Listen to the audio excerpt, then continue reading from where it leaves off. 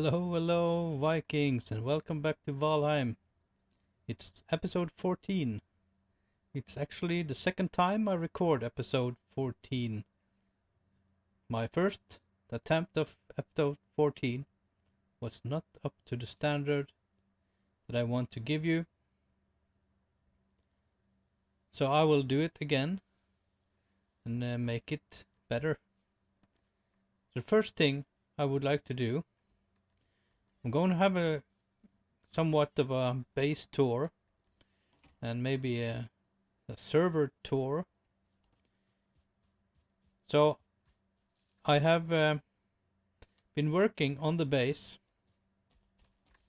You might not see the biggest change here, but you can see there's a new chimney here, and I got help from Mr. Lapino. And we went out yesterday and we got turnips. Turnips. You can actually get them early game in the swamp. We did not know, and we suddenly found them, and now we have turnips. I did upgrade some of my gear. I now have iron helmet, iron scale mail level 2, iron greaves level 2, and I upgraded my mace to level 2. I think that's about it. I just went for a copper run because I want to make another fermenter. This is not doing anything at current. Another new thing here is the windows. Also with a little help from Mr. Lapino. So we fought Eikthyr a couple of more times, so everyone have this trophy now. We can hang it up. So you see I've done quite a few things around the base. I made some storage here along the just inside the door. One for passive mobs, one for aggressive or dangerous mobs, one for weapons that I don't use, one for tools. We put in the big hearth. Got a deer trophy on the wall here. Made a little furniture area where I can sit and rest. The throne where I can be king. We have the food over in this corner. It's already full, so we need to expand this area. I moved the workbench, and the forge is moved to the outside. I might do a change yet again and put a door here, and so I can go out and use the forge without running around the building. I made new chests with the signs on them so we can see what is inside. I placed the swamp key on the wall. Could also put some tools and stuff on the wall. Look at the detail there. Put the like a drinking vessel on the table. So there's a few things I would like you to see. Mental has been working really hard, and he finished the portal building. It's a huge undertaking building such a big structure in stone. There's a lot of mining involved. Let's have a look. This is the entrance. It's a staircase. You can come up to the second level. So we can fit even more portals in each area here. And this was the throne for the winner of the naked run that we did in the last episode. It was really fun. This should be a relatively safe area up here. And here we have our portals to Angry Pixel's base. To the south. I can't use the portals now because I'm carrying metal on me. So look at this, he's done a great job on it. I have been working on a Viking longhouse. It's not finished by far, but I made a start of it, and also looked at having a second story. So I will keep on working on this, and somewhere in the future, at some time, we will have it finished. And in the basement, we have our pigs. What? Why are you on the outside? That's very strange. Okay, so we have one guy on the outside. Give me your meat. So, but I've been thinking about these boars because they don't breed up to more than 6 of them at the time. And that's really not enough to do what we want to do. So we will have to make some adjustments to the pig farm. Because what I figured out is they only breed up to 6 if they're in close quarters. If we went to had a way to get the babies 5 blocks or 5 meters away from the parents, they would breed again because they would lose contact with the baby. So that is one way to do it, and we need to think about it.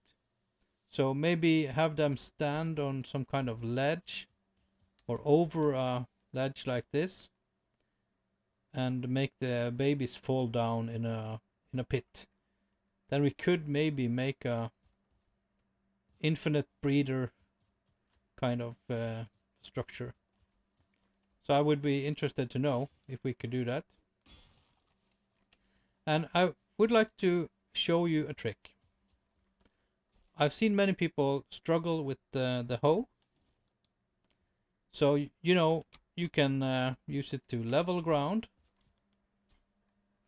here, and you can raise the ground. You can get the stone paths like that.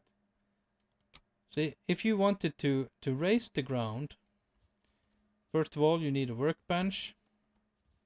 So if I wanted to raise the land up to this level, many people, they would click here and raise it a small amount, costing 4 stone. But if you aim on the top of the hill and click once, you will raise it to that level for the same cost as raising it just a little bit. So click on the top and you will raise it all the way up. And you can actually get some of the stone back. If you raise it too high, you can get some of the stone back, and you still will have raised the land. And when you use the flatten or level, it will level it to it will try at least to level it to the level where you are standing. So if you see it's changing, that's because you're changing the spot where you stand. So if you try to stand on the correct level, leveling ground will be so much easier for you. So that's a pro tip from Mr. Jan. So if you're leveling ground, aim to the just below the top of the level where you want to go. So I could level this all the way up to here with the cost of only 4 stone. So doing it any other way would be kind of wasteful. So let me go and we'll have a look at the bases of the other guys on the server. So let me be right back. So the first base we come to is Mental 82's base. He has one building only for cooking and foraging, stuff like this.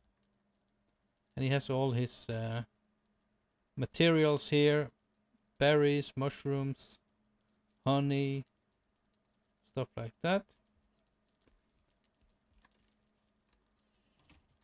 And he has his smelting setup, a way to get up onto his wall. He has a double layer wall where he can fight enemies. And he has his storage room with great details. It's looking great in here. With the forge level 5 in here. So he's done a really great job with banners inside. His bed here, comfort level 9. He's done a great job here, and he has carrots, bee, and turnips ready to go. So it's done a humongous amount of work on the walls around this base here. And you see down to my small, humble base over here. So it's different levels of builders here. So both Mental and the next place we're going, Mr. Lapino, they're great builders. So let me make a shortcut and I will show you Mr. Lapino's base. Be right back. There we have it. This is Mr. Lapino's base. He is a very accomplished builder, and that is in every game he plays. He does great builds. So the details, the wood storage underneath here, the nice framed farm here, the farm door that opens only on the lower part of it. Very nice build indeed. Workbench, stone cutter, forge, everything you would like already thought of. So he also put in the ward. So this is in all, for all the effects and purposes, it's a lock. So he whitelists who he wants in here. So if he shuts it off, if I click it, I can be accepted in. So that's how you do it. You make it inactive. You can opt in the people you want to have allowed to open your doors, and no one else will be able to open any gates or break any blocks in here. So if you're on a multiplayer server with people that you don't trust, this is a great item for you. And he has also done some interior decoration here, much more elaborate and nice than I have done. Look at this, 3 fermenters making mead. Here looks like a bar area. So I'm really impressed. Yes, his gardening tools outside here. Looking good. Hope you watch this, Mr. Lapino. I'm showing the people that you are a good builder. So let's go to the portal, and we're back at base, main base. So there's one area to the north here I have not been yet. So it's someplace up here, and Mental told me he found a couple of more swamp areas. So my next job, I might do that on a stream, is to go north and get more iron so we can prepare and get ready to